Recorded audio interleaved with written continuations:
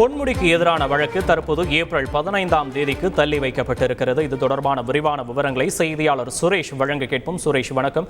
தற்போது இந்த வழக்கு தள்ளி வைக்கப்பட்டிருப்பது தொடர்பான விவரங்களை பதிவு பண்ணலாம். சுதேஷ் வணக்கம். முன்னாள் அமைச்சர் பொன்முடி மற்றும் அவருடைய மனைவி விசாலாட்சிக்கு எதிராக சொத்து குவிப்பு வழக்கு விழுப்புரம் நீதிமன்றத்தில் கடந்து வந்தது.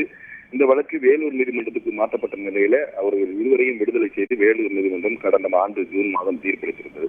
இந்த தீர்ப்பை மறு ஆய்வு செய்கிற வகையில் தாமாக முன்வந்து சென்னை உயர்நீதிமன்ற நீதிபதி ஆனந்ததுரை தாமாக முன்வந்து மறு ஆய்வு மனுவை விசாரணைக்கு எடுத்துக்கொண்டார்.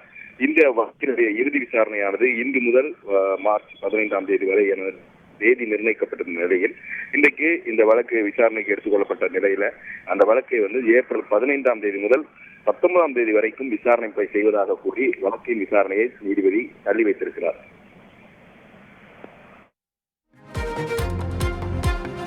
விவரங்களுக்கு நன்றி சுரேஷ்.